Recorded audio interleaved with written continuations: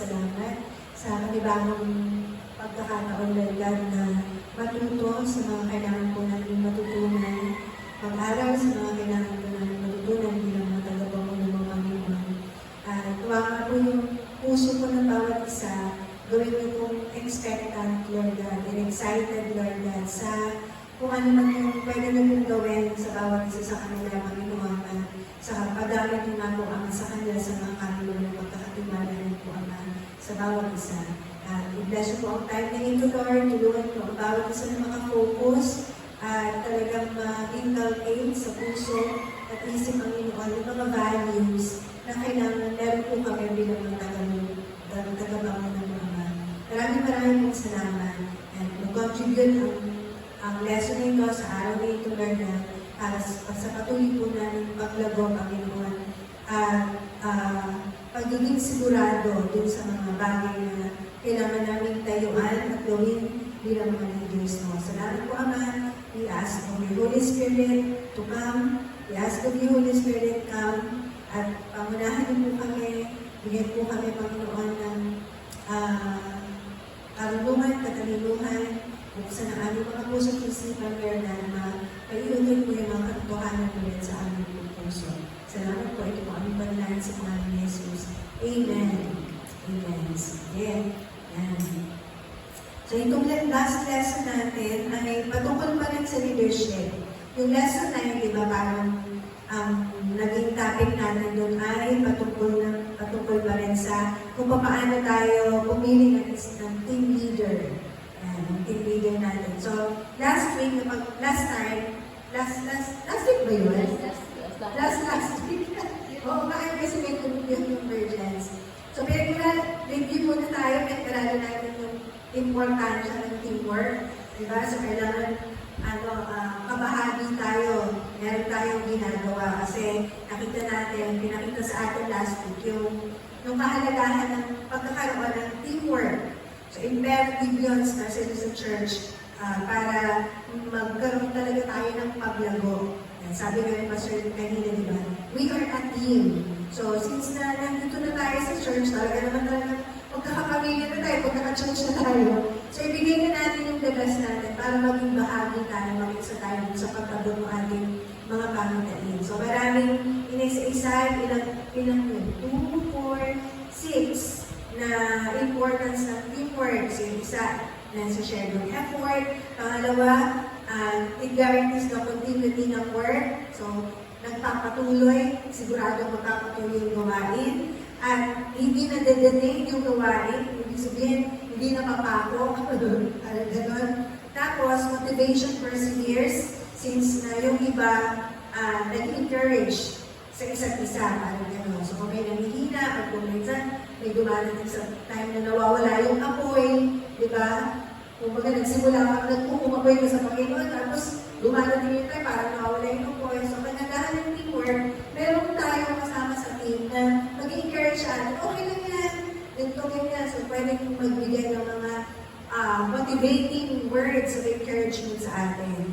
Tapos ang isa pa is multiplication is faster.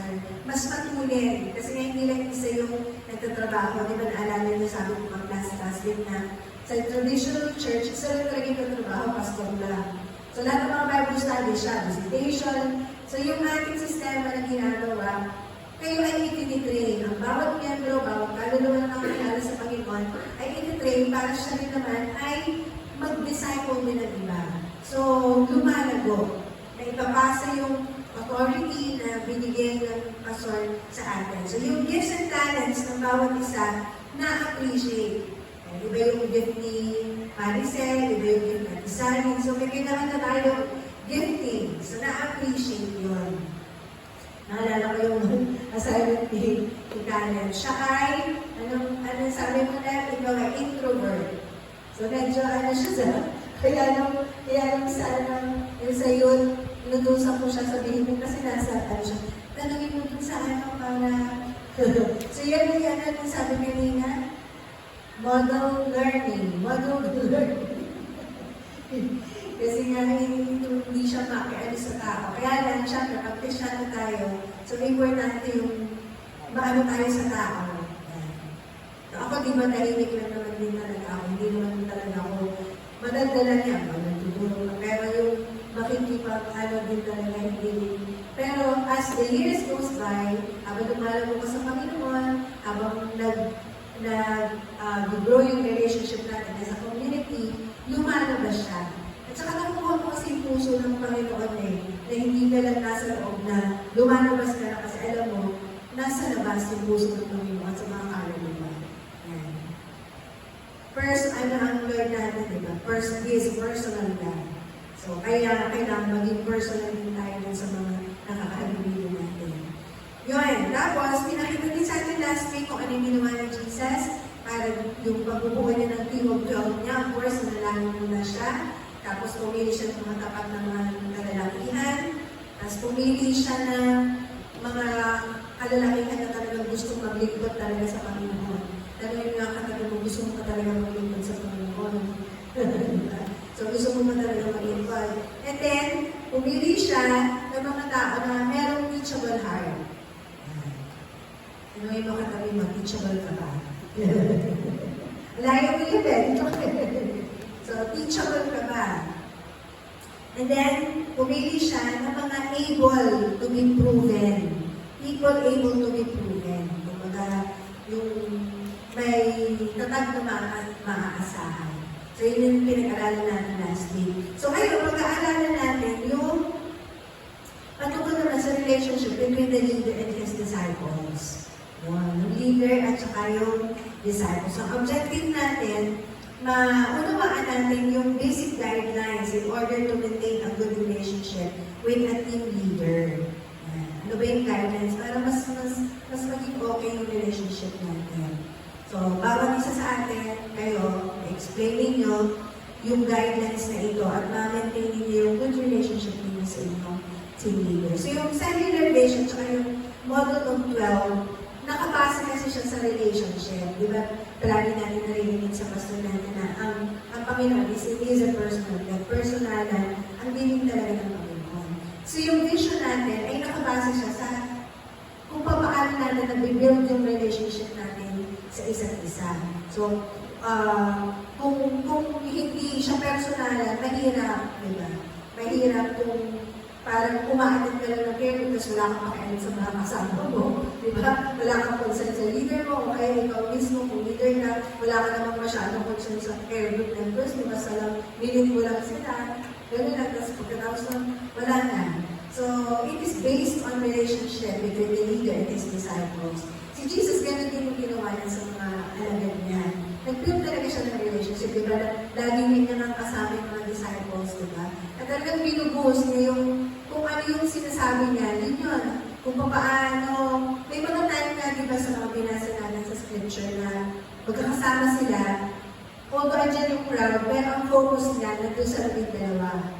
Diba? Habang nag-minister siya, nagtuturo naman siya, nag-pour out siya ng sarili niya, ng puso niya, ng mga pananaw niya, dun sa mga disciples. So si Jesus yan, ganun yung ginawa niya. Talagang tinrain yung mga alagad, inalaw niya na makilala siya ng mga alagad, tapos makilala niya rin ng mga alagad. So na-establish yung talagang relationship nila at yung teamwork nila.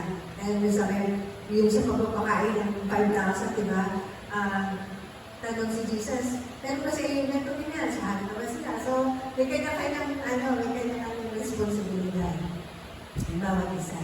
So, friendship. Kailangan na-develop yung friendship sa loob ng ating mga care groups. So, tingnan natin yung unity, the importance of unity. Kasi, unity of hearts, mind, hearts and hands.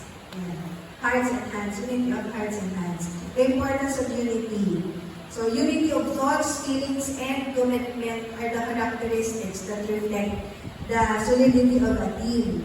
So, importante yung united kayo sa isip, sa puso, sa gawa, united. Kasi kung hindi, parang mahirap umusad ang isang gawain na merong kakaiba yung iniisip kaysa dun sa iniisip mo. Parang gano'n. Bawa si Pastor, sa ating mga leaders. So, kung hindi tayo kaisa ng puso ngayon, hindi ka gagalaw, wala kang gagawin, di ba? Wala kang papaplanuhan, wala kang effort na ibibigay, hindi ka makakasama dun sa ginagawa ng grupo. So, importante yung pagiging isa ng puso at isip ng bawat isa. Yung connection, yan. Di ba palagi na natin nagiging message yun. Sabi sa John 15:5, I am the vine, you are the branches. If a man remains in me and I in him, he will bear much fruit. Apart from me, you can do nothing. So yung connectivity, I am the vine, you are the branches. So kung mananatili kayo sa akin at ako mananatili sa inyo, kayo ay mamumunga. Kasi apart from me, wala tayong kayang gawin apart from the Lord. So yung importance ng unity, kaisa ng puso, yung connected, yung connection. Tapos pangalawa, forming the best ones. Ano ba yung mga leadership responsibilities? So yung leader dapat i-maintain yung excellent relationship sa disciples niya. And yung disciples, ganun din naman. Valuing them as persons and taking care of their needs. So this will encourage them to grow. The following factors are very important in reaching this goal. Ito yung mga factors daw na binibigay sa atin para ma-reach natin yung goal na yon, na kung saan ma-maintain natin yung excellent relationship natin sa ating mga disciples o kaya disciples to leaders. Number 1 is teach them to grow. So pagka kayo ay pinagkatiwalaan ng Panginoon ng mga kaluluwa, so importante na turuan natin sila sa kanilang paglago. So they grow in grace, in knowledge, sa spiritual life nila, spiritual authority nila, through the teaching na nai-impart natin sa kanila, or mga leaders natin, ganun din, through the teaching na nai-impart nila sa atin. The leader must train the members of the group with the same care with which a father feeds his children. So dapat nandun yung motivation for growth at saka yung example na pinapakita natin sa ating mga disciples. So tulungan natin sila tumago. Hindi lang yung palagi na lang, minsan kasi may mga care group na parang yung nawibili na sa kasiyahan. So dapat kahit na may mga bonding moments, intentional pa rin yung ginagawa natin. Na meron tayong goal sa kada meeting, ano yung goal mo, isipin mo. Sa kada fellowship, si Ate Sally, sipag na magluto, di ba naghahanap talaga siya. Pero, dapat kada meeting mo, Ate Sally, meron kang goal. At yung goal mo, sa pagsasama-sama namin, dito ko sila gustong dalhin. So, yun na yung, syempre, yung mga, kung ano yung i-impart natin Ella, yung message, o kaya yung pastor na message, so yun yung i-impart natin. So make sure na kahit na saan pa tayo magpunta sa mga kwentuhan natin, sa mga banding natin, at the end of the activity na ginagawa natin, palaging doon natin sila lilid sa kung ano yung goal natin sa cell group meeting natin. Okay? So laging may goal. Hindi lang yung basta fellowship na. Meron tayong goal. Sabi dito, what is more, sinulat ko na dyan? Wala. Wala. Hindi ko na isulat yung verse. Sabi sa Philippians 3:8, what is more, I consider everything a loss compared to the surpassing greatness of knowing Christ Jesus my Lord, for whose sake I have lost all things.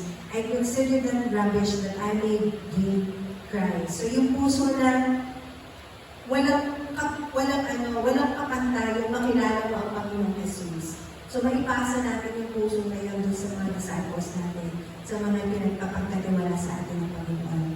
So ano pa yung mga factors para ma-reach natin yung excellent relationship natin with our disciples?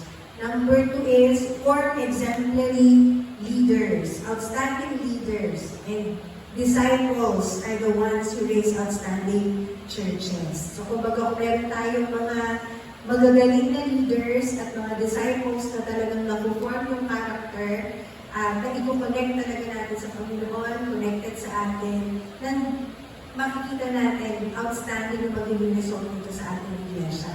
Makikita natin yung bunga nito. So, initially, di ba, parang yung mga tao pumupunta yan sa church, iba-iba yung personality, may kanya-kanyang kaisipan, may kanya-kanyang ugali.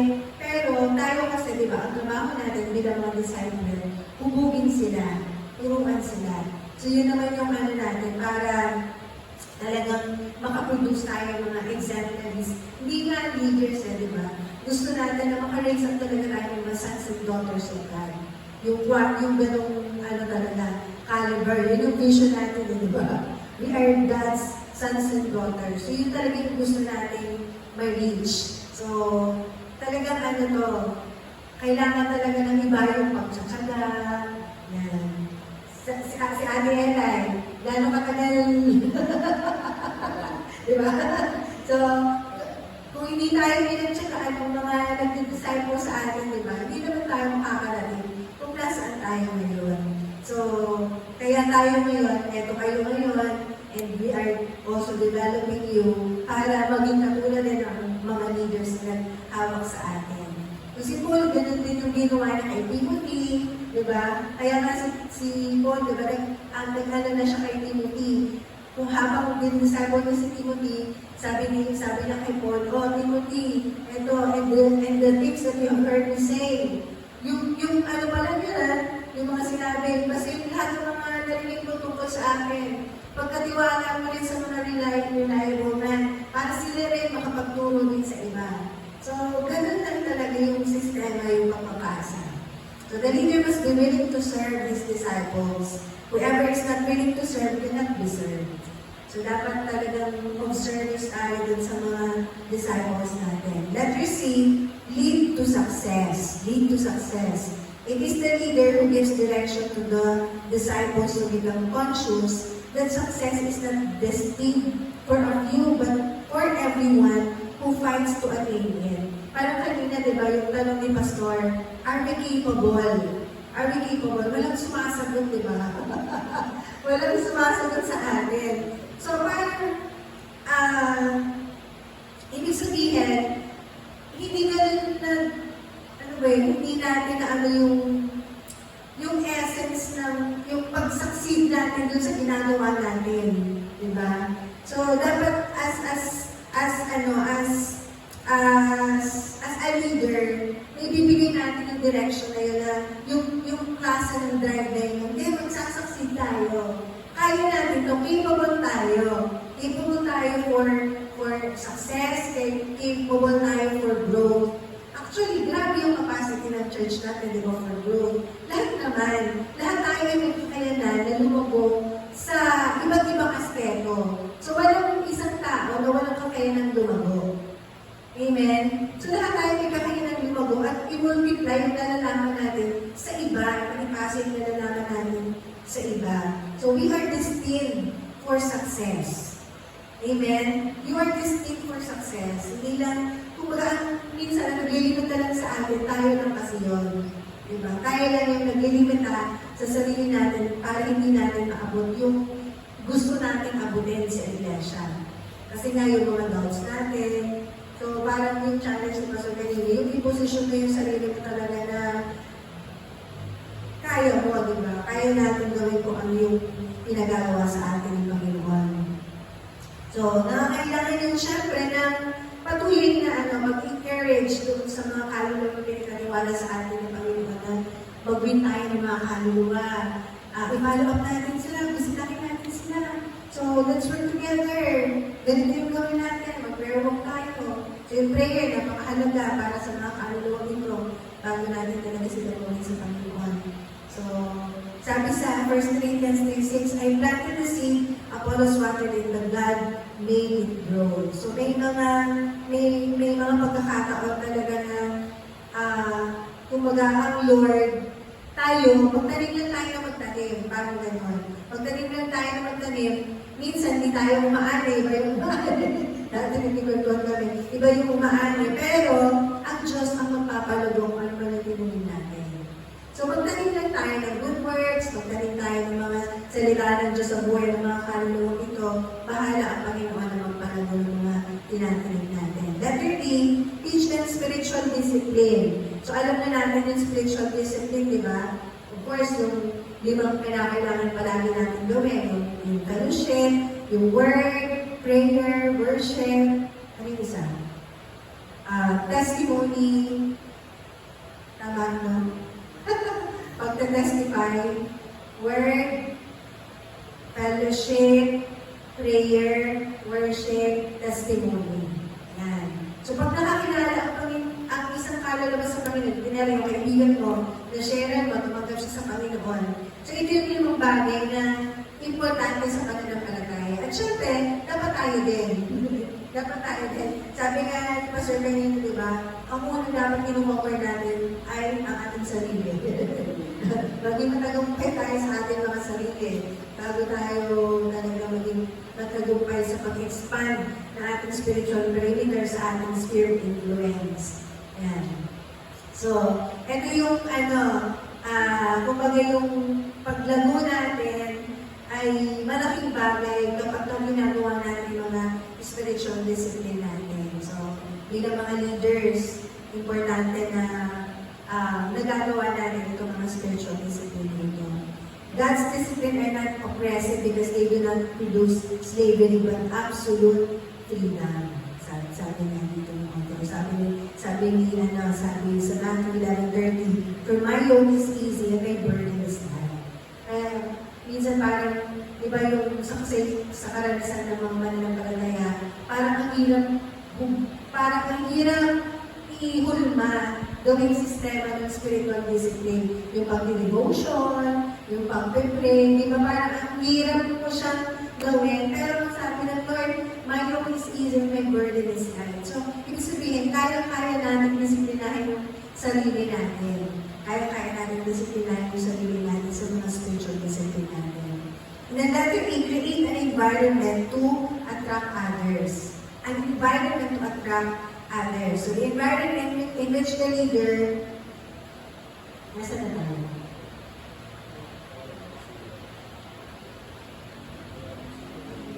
Ha? Ay, hindi ko tayo sulat.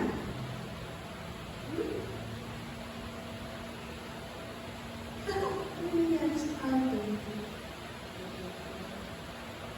Ay, oo nga. Baka nag-delete ko. Nag-delete ka na sa PowerPoint ko, ha? Okay, sorry. Ano nangyayari sa PowerPoint ko? Ha? Hindi. Baka ba nakalimutan ko lagay mo?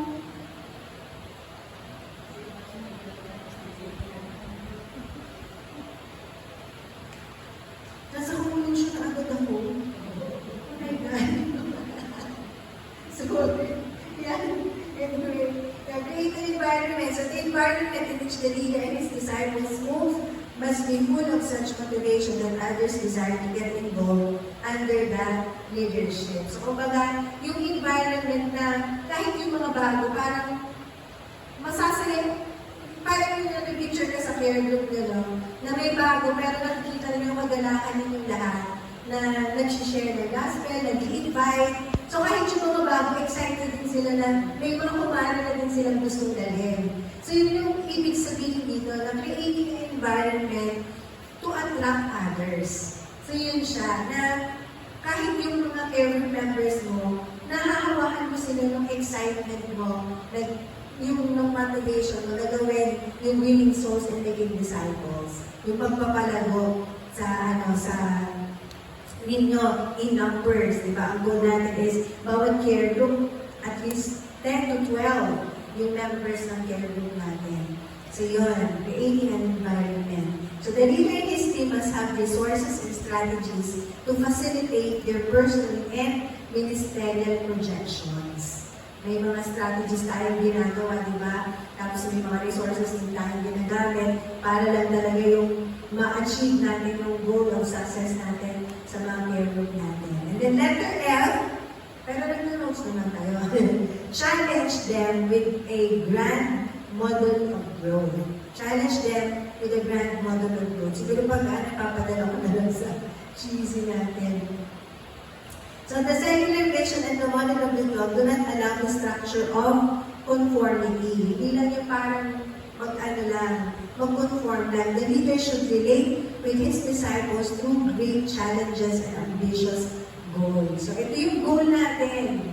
So, dapat yung kung paano tayo mag-relate sa kanila, yung excitement natin, tapos iset natin yung ito yung gusto ng Lord para sa atin, na abutin natin. So gusto natin makita na lumalago tayo, nag-increase tayo in number, nag-increase tayo sa quality natin, yung growth natin spiritually. So ito yung magandang makita sa peer group natin. So the most excellent leadership is found in the leader who moves with great spiritual authority. So yun yung goal natin, na as a leader, yung spiritual authority mo talaga nag-expand. Katulad ng message ng Pastor kanina. Yung spiritual perimeter, yun, spiritual perimeter, naging message na rin yung Pastor yung dati, diba? Yung spiritual perimeter, yun kasi yung kung paano kumikilos ang Diyos sa buhay mo. So, nag-i-expand yun. At nagbubuhay yun ng paglago din sa buhay ng ibang tao. So, an excellent leadership is characterized by how the leader implements the vision. So, makita mo yung leader, kung paano niya i-implement yung vision, kung paano siya nag-encourage sa inyo, kung ano yung mga ginagawa niya kapamaraanan with your help, with the help of the team, para sa patuloy na pagwin ng mga kaluluwa sa Panginoon. Okay? Sabi sa 2 Corinthians 11:5-6, "But I do not think that I am the least inferior of those super apostles. I may not be a trained speaker, but I do have knowledge. You have made this perfectly clear to you in every way." So ito si Paul kasi, di ba, businessman siya. Hindi naman talaga siya apostol. Hindi naman talaga yung nakasama si Jesus. Pero, sabi niya, hindi siya inferior. Hindi siya inferior sa mga super apostles. Hindi man siya trained speaker, pero meron siyang kaalaman. Kasi di ba may personal encounter siya kay Jesus. May personal encounter siya sa Panginoong Jesus eh. So, gano'n yung nangyari kay Paul. So, in addition, the disciples must know that a high leadership is the ability to reproduce himself in others. Tulad ng paulit-ulit natin sinasabi, the vision in which you are involved has a defined anointing for multiplication. Yung vision of 12, yung government of 12, meron siyang anointing for multiplication. May anointing siya for multiplication. Okay? So, sige, next slide. Yan. We have disciples which are people who have won for Christ and are in the process of training. So, if the answer is yes, ito na yung parang assignment yan. Oo nga, ba't nakalagay dyan na sa nakatanda ako ng ginagawa ko yan. In conclusion, parang nauna yung assignment led. Conclusion tayo. So, next slide. So, sabi dyan, the cellular vision and the model of 12 are based on relationships between leaders and disciples. So, the successful leader in the model of the 12 is the one who is able to show solid fruit, which is evident in the ones who have believed from his example, testimony, and teaching. Grabe, no? Na yung buhay ng isang leader, makikita yung solid fruit na bilang katunayan nun, yung mga naniniwala sa kanya, yung mga care group members niya, nakikita yung example sa kanya, yung testimony niya, at kung paano siya nagtuturo. Hindi lang sa bibig, kundi sa pamamagitan ng kanyang buhay. So, yan yung ating conclusion. So, as an application, examine where you are with your leader and disciple according to the outline of forming the best one. Nasaan ka ba ngayon sa leader mo? Yan. Sa mga care group members na, examine where you are with your leader and disciple according to this outline of forming the best ones. Yan. So, kumusta ka ba bilang ikaw ay disciple? Kumusta ka sa leader mo? At kumusta yung ikaw as a leader, kumusta ka sa mga disciple mo? So, as an assignment, yan. Sabi dito sa assignment, yan, you have disciples which are people you have won for Christ and are in the process of training. Meron na ba kayo ganun ngayon? So, if the answer is yes, write how your relationship is with the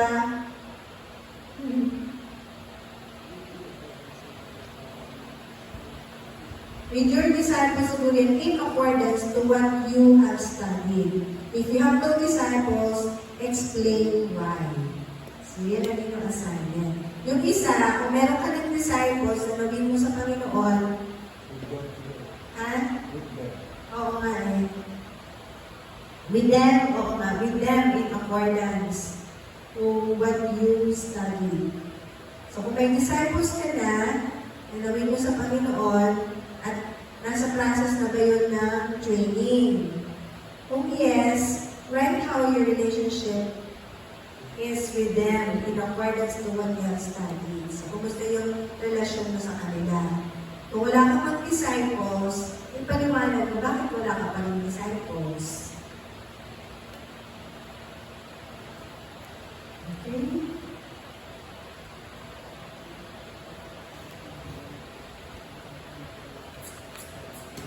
Meron kayong tanong sa ating ulit lesson?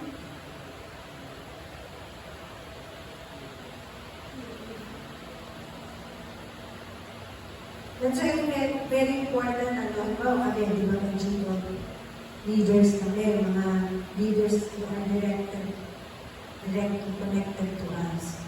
Napaka-importante lang yung connection talaga. Kasi syempre, kayo yung pangalawang di ba? Nasa second layer ng leadership. So, kung yung leader na nag-ahawak sa inyo, hindi connected sa amin, so, parang napuputol yung, yung DNA na pinapasa ng ating pastor. So, meron kayong tanong sa ating lesson. So, ito yung guidelines to maintain a good relationship in a team of leaders, a team of leaders.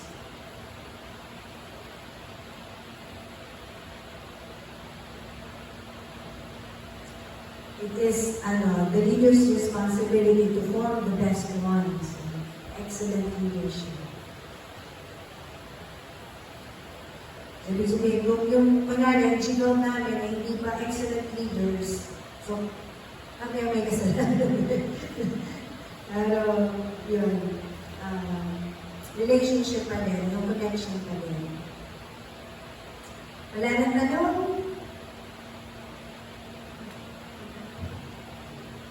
Wala na. Pero naiintindihan ko naman. Ating lesson. Sige. Dapat tayo sa sa seminar. May bilang din, may bilang din.